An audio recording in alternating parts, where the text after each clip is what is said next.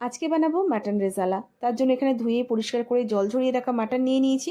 তার মধ্যে গরম মশলা গুঁড়ো দিয়েছি, ফ্যাটানো টক দই আর আদা রসুন কাঁচা লঙ্কা একসাথে পেস্ট করা ছিল সেটা দিয়ে দিলাম, দিয়েছি একটু ঘি আর দিয়ে দেবো এর মধ্যে স্বাদ মতো নুন। এই সব কিছু দিয়ে মাটনটাকে বেশ কিছুক্ষণ মিশিয়ে নিয়ে রেখে দেবো, মোটামুটি 1 ঘন্টার জন্য এইভাবে রেখে দেবো।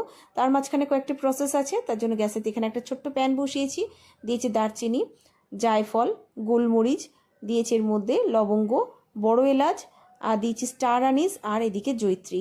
এই সব কিছু একটু হালকা আঁচে নাড়াচাড়া করে ড্রাই রোস্ট করে নিচ্ছি। এবারে কিন্তু এটাকে গুঁড়ো করে একটা বাটির মধ্যে আমি নামিয়ে নেব।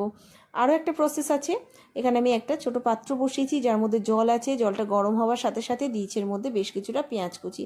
পেঁয়াজটা একটু ছোটো করে কেটে নিয়ে আমি এটাকে একটুখানি সেদ্ধ করে নিচ্ছি, খুব বেশি না, হালকা করে একটু সেদ্ধ করে নিয়ে এটাকে জল ছড়িয়ে ঠান্ডা করে মিক্সির বাটির মধ্যে দিয়ে এটাকেও কিন্তু আমি পেস্ট বানিয়ে নেব। তো এই পেস্টটাও আমি একটা বাটির মধ্যে নামিয়ে নেব।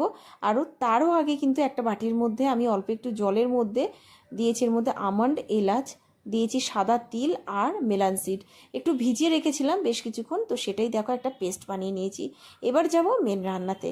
এখানে গ্যাসেতে একটা কড়াই বসিয়েছি, এর মধ্যে ঘি আর তেল একসাথে দিয়ে দিলাম। একটু গরম হওয়ার সাথে সাথে শুকনো লঙ্কা, তেজপাতা, লবঙ্গ, দারচিনি আর দিয়েছি গোলমরিচ ফোড়নে।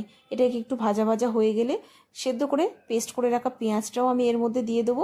দেওয়ার পরে কিন্তু গ্যাসটাকে একটু হাই ফ্লেমে দিয়ে বেশ কিছুক্ষণ নাড়াচাড়া করে পেঁয়াজটাকে একটু ভেজে নেব। একটু শুকনো শুকনো হলে এটার মধ্যে দিয়ে দেবো আদা আর রসুন পেস্ট। এটাকেও নাড়াচাড়া করে একটু ভেজে নেব। আদা আর রসুনের কাঁচা গন্ধ চলে যাওয়ার পর কিন্তু ম্যারিনেট করা মাটনটা এটার মধ্যে ঢেলে দেবো। তো এবার গ্যাসটাকে একটু হাই করে দিয়ে মাটনটাকে বেশ কিছুক্ষণ নাড়াচাড়া করব। তো এইভাবে কিন্তু গ্যাসটা হাইয়ে দিয়ে মাটনটাকে একটুখানি ভেজে নিতে হবে সব কিছু মশলার সাথে। তো কালারটা কিন্তু এইভাবে আস্তে আস্তে চেঞ্জ হতে শুরু করবে। তো বেশ কিছুক্ষণ নাড়াচাড়া করার পরে কিন্তু এবার এটার মধ্যে আমি দিয়ে দেবো যে পেস্টটা বানিয়েছি, মানে তিল, মেলান সিড, আমন্ড এইসব দিয়ে যে পেস্টটা বানিয়েছিলাম সেটাই দিয়ে দিলাম।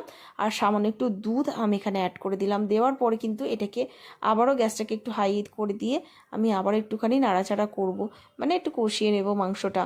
তো বেশ কিছুক্ষণ মাংসটা দেখো কষিয়ে নিয়েছি। নেওয়ার পরে এটার মধ্যে দিয়ে দিতে হবে পরিমাণ মতো জল। তো এখানে মাংস সেদ্ধ হতে যতটা জল লাগবে সেই পরিমাণটা বুঝে জল দিতে হবে। যে মশলাটা গুঁড়ো করে রেখেছিলাম সেটা দিয়ে দিয়েছি, স্বাদ মতো নুন, আর এদিকে কেওড়া জল আর একটু গোলাপ জল দিয়ে ভালো করে মিশিয়ে নিয়ে এটা একটু নিলাম। আর তার মধ্যে এখানে আমি 2টো কাঁচা লঙ্কা একটু চিড়ে নিয়েছি, সেটা দিয়ে গ্যাসটাকে একদম লোতে রেখেছিলাম যতক্ষণ না মাংসটা সুসিদ্ধ হয়। তো এখানে দেখো বেশ কিছুক্ষণ ছিল, এখানে কিন্তু রান্নাটা একেবারে কমপ্লিট হয়ে গেছে। রেসিপিটা কেমন লাগলো সেটা জানাতে ভুলো না, ভালো লাগলে অবশ্যই কিন্তু সঙ্গে থেকো। তো দেখা হবে নতুন